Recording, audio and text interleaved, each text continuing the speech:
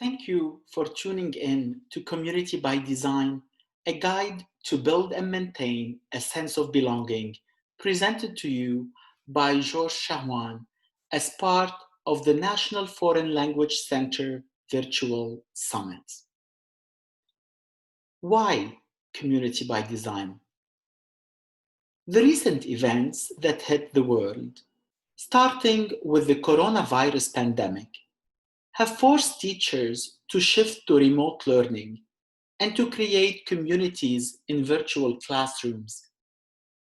Just as we thought that we were getting adjusted to a new normality, we witnessed the brutal killing of George Floyd, a Black US citizen. This despicable act of violence jolted educators into questioning to what extent are our communities truly inclusive? What are we doing as educators to address ongoing marginalizing behaviors? How do we ensure our classes welcome, build, and sustain a sense of belonging? Hence, the focus of our session today. Before we delve deeper into our topic, my name is Chahwan. I am the chair of the language department at Choate Rosemary Hall and the associate head and dean of academic affairs at Choate Summer Programs. I consult on world language instruction, curriculum design, and teacher training with schools around the world. I have had the honor of presenting at numerous conventions and conferences, both locally and internationally.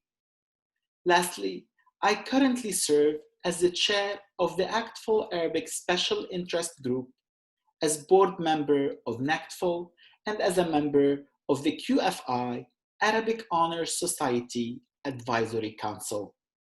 I look forward to sharing my presentation with you, and I welcome your valuable comments and feedback. I hope that by the end of this session, you will feel confident about the kinds of activities and projects you can design that foster a sense of belonging in a safe and inclusive environment. I chose to start my session by talking about community space. Why community space? We always talk about community, but we never address the space that brings that community together, be it in person or virtual. Does that place seem homey? Does that place feel caring, respectful, accepting? Is it a place that will value me as an individual and accepts me the way I am? Is it a space where I will see myself represented in it? When we refer to the concept of windows and mirrors as educators, we usually refer to our curriculum and how it offers students a lens to the target language cultures while giving them the opportunity to see themselves reflected in the content we offer them through our choice of authors, novels, posters, you name it. We may neglect considerations regarding the space we inhabit, be it in person or virtually. The question is, how are we designing learning spaces so that students see themselves in them? Doesn't the amount of time we spend therein warrant a deeper reflection on what elements to invite into that space? This brings me to another question. To what extent do we know our students and what matters to them? Are we genuinely able to step into their shoes? Have we even received their permission to do so? Please allow me to share with you some activities or some projects that I have done in my classroom, both traditional and virtual classroom, so that to make that space feel more homey for the students, so a place where they can see themselves in it. Here is a map that I have created in my class that students will share where they have lived or where they come from. It is particularly useful during the early, somewhat awkward for students' weeks of school. As the year progresses, each student can add spaces, shops, artists, paintings, or any item to personalize this map, thereby sharing parts of their own identities. So this map could be on a physical wall in your classroom, as it could be published on your Canvas page or any other tool or platform that you choose to use as your learning management system. If you don't want to go with a map, you can always dedicate a virtual or a physical wall in your classroom and invite students to post pictures of their preferred pets, their dog, their cat, their fish, or even their preferred singer or artist or sports player, or any hobby that they are interested in, even maybe their favorite food, or their favorite song, or a favorite poem that they have, just to make that place feel more personable, more homey, and more reflective of who they are. So when they step into it, they can see right away where they are, and not just the content that we provided as educators as a window to the target language that we are teaching. Depicted in this slide are two posters from a French class at Choate Rosemary Hall.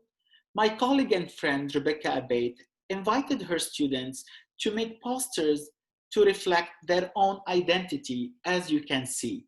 And then she hung these posters around the class to make that class feel like home for these students, and to introduce every person who stepped into that space to those wonderful human beings. This will bring me to my next point, which is very important: community. Whenever I think about community, I think about the importance of communication, the importance of having open ways of communication between the different members of the community. Similarly, it is very important as members of a community to show our care towards each other and to check in on each other, to make sure we are there to support someone when they are not feeling good, or to be there for them when they are having a great day as well. Hence, the importance of sharing our successes, sharing our failures, sharing our fears, but also sharing some social moment, joyful moment that help us get to know each other better and help us grow as a group. And that is why it's very important sometimes, amidst all that busyness that is happening in a community, is to take a moment of silence, to reflect, to question, and to observe, and to offer feedback. No community can grow if we do not reflect on what we are doing, if we do not question what we are doing, and if we don't offer feedback, so that together we can help each other be a better version of who we are. And finally, with everything happening around the country and the world, we cannot call ourselves an active community if we are not going to take a stance and take action and advocate for what we believe in, and stand by the people and the cases that they are near and dear and valuable to our hearts. So these are what I consider the 6 pillars of community. And believe it or not, there is no particular order in which these elements should be presented in your classroom. And I am going to share with you different activities in different modes of communications that I have used in my classroom or designed for my classroom to give the students the opportunity to, in fact, experience community through these 6 pillars. The first of the activities is, let's focus on communication. Communication doesn't always mean to just talk to each other, but also to be able to explain to our students or to the members of our community what's the objective or the goal from us being together as a group. What's our objective for today? What are we trying to achieve? How are we going to achieve it? And why? So that's why the can-do statements or the lesson objectives are very important to communicate.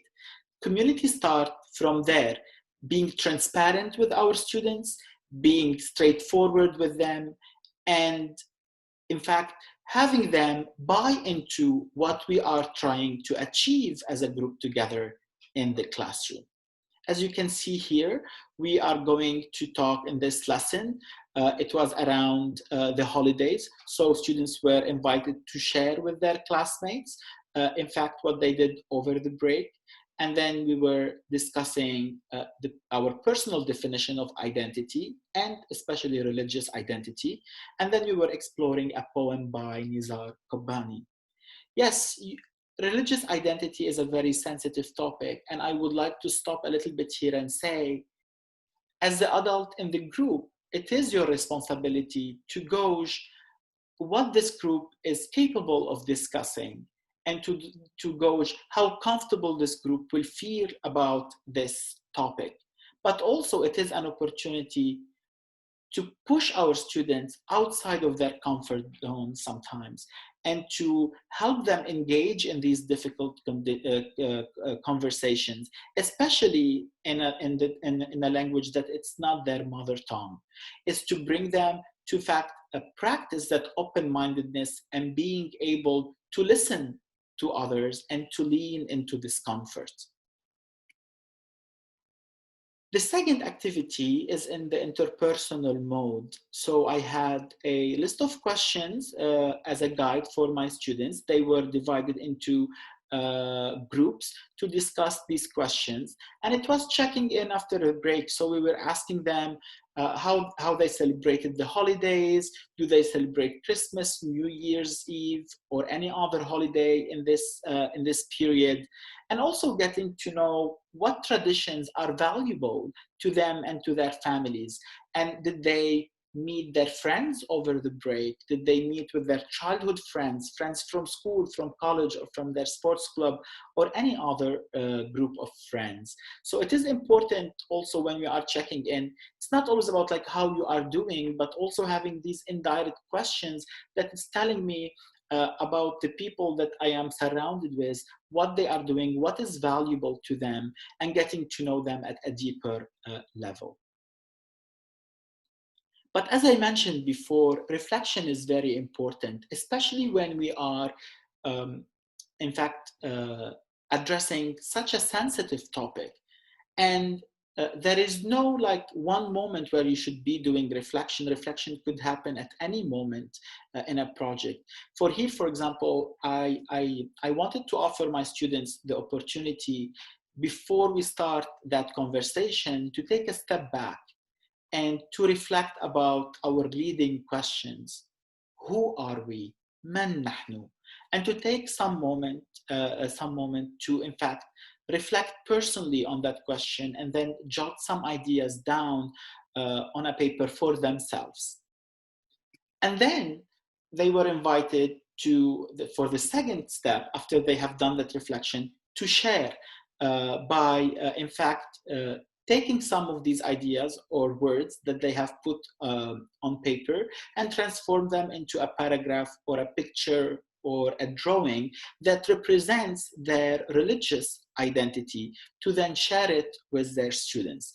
And as you can see here in the pictures, students decided to use their iPads to in fact talk about their personal identities using symbols like the cross or the Star of David to talk about their different religious identities. And this could be easily transferred into a virtual classroom where you can divide your students into different breakout groups, have them have these conversations, and then make their posters, and then you bring them into the main room where they can share with each other and ask the questions of each other.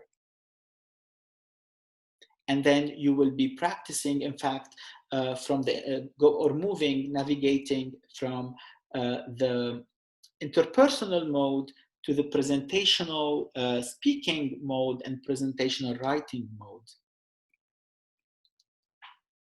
As you can see here, so this student, he elaborated on his pictures by adding a paragraph, as you can see in the translation. He was sharing with his classmates how his grandfather and grandmother met and how they are both Jewish and how they survived the Holocaust, and also how his dad, who is Jewish, met his mom, who's Christian, but they lived in a house where they offer him freedom to choose whatever religion he feels comfortable embracing. And so he was sharing with his classmates that until now he is still questioning, and he feels that he is a mix between the two, and he doesn't know if he is more Christian or more Jewish, so he is still in his questioning zone. And that's why you will see the question mark in his poster. But also checking in could take a different way. While we were doing this project, I realized that one of my students was feeling challenged and was having a hard time expressing himself. And every time I was around him, his paper was still, or his iPad was still blank, and he didn't. And so I engaged him in a conversation, trying to understand what is causing him these challenges. And he candidly talked to me about how he is still questioning, and he is not ready to, in fact, talk about this topic. And it was a very interesting conversation that we had together about the importance of being vulnerable and the importance of accepting our vulnerability in the community, and to feel, in fact, comfortable opening up to other members of our community when we are feeling vulnerable, and when we are feeling that we are not the best version of ourselves. It was a very rewarding conversation for both of us, and I felt that, in fact, it helped us even make this teacher-student relation even stronger. So the student went back home, and the second day he came and he was ready to share with his class what you are seeing here, what I consider it's a beautiful representation of who he is. And he felt confident to speak and share with his experience with his classmates, knowing that he is going to be accepted for who he is, respected for who he is, and also appreciated for who he is without any judgment. And this is what we want to create in our classroom, a space where each one of our students feel valuable, heard, and respected. And also sharing, it is about, as I mentioned earlier, sharing these beautiful social moments. Looking now at these pictures from the fall, I really miss all my students. I miss these beautiful smiling faces, seeing them enjoying each other company in my kitchen, cooking a Lebanese breakfast and discussing the importance of sharing bread together as a group.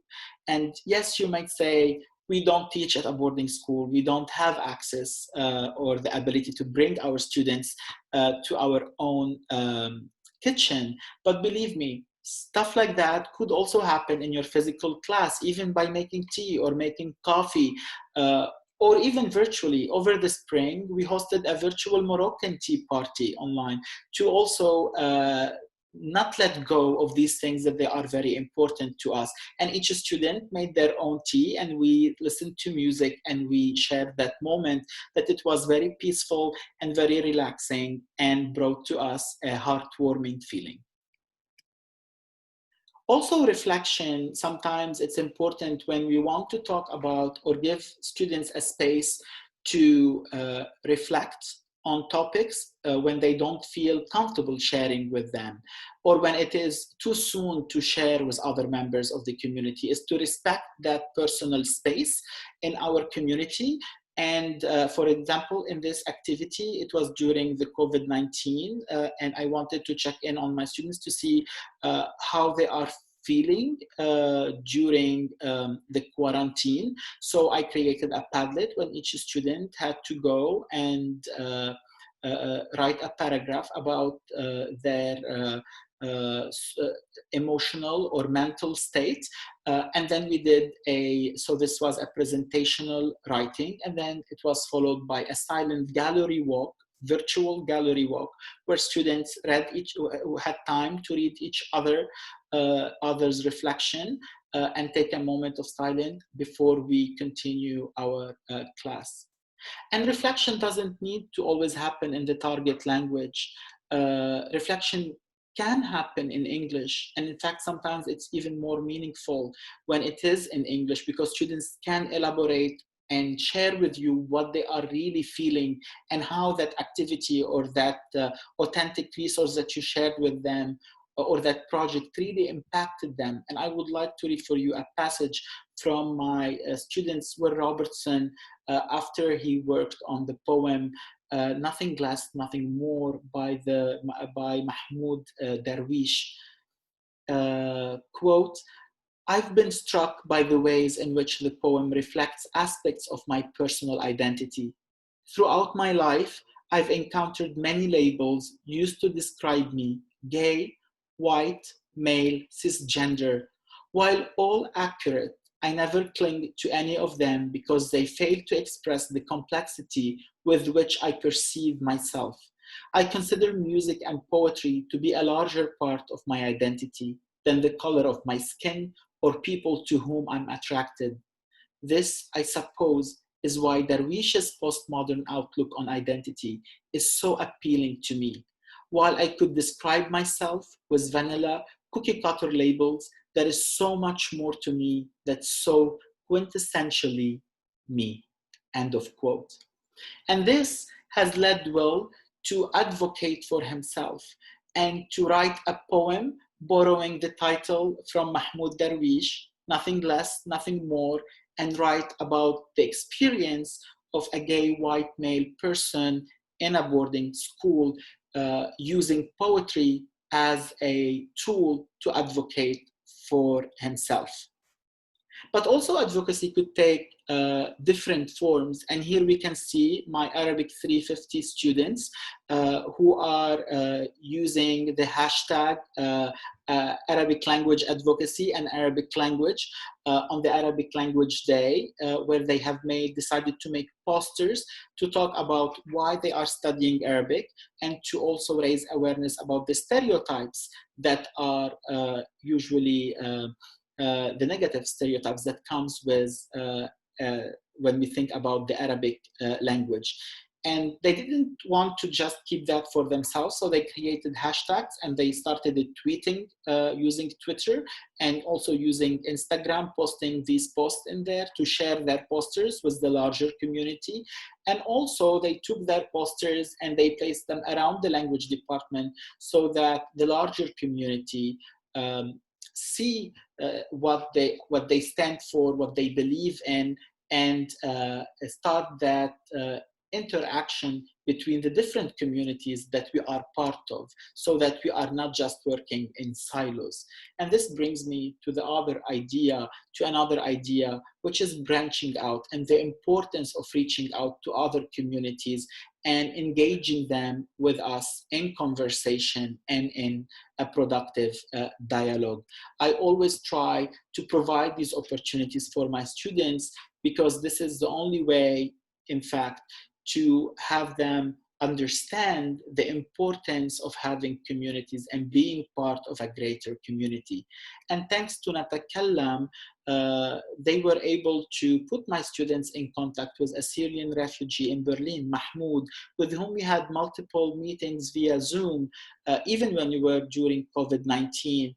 My students were able to use their target language, the Arabic, to ask him questions, to engage him in a conversation about this sensitive topic, but also they used their English in moments when they wanted to delve deeper into the conversation and to get to know him and to see how COVID-19, for example, had impacted the German society and the refugee group in Germany.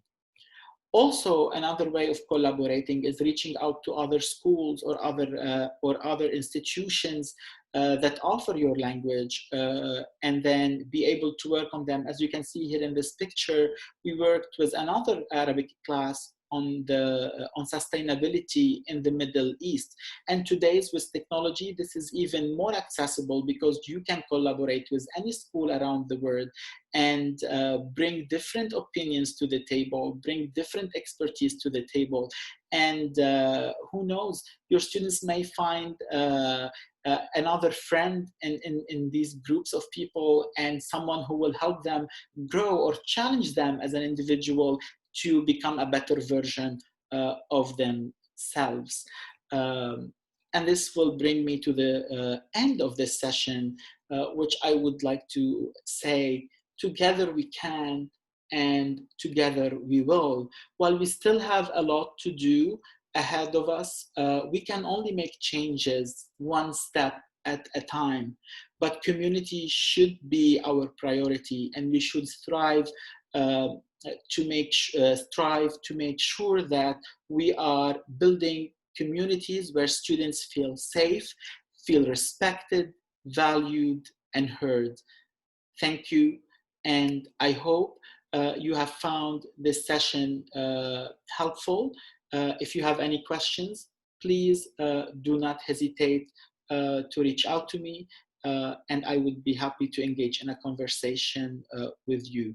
Thank you to the National Foreign Language Center for this opportunity, and I hope you enjoy the rest of this virtual summit.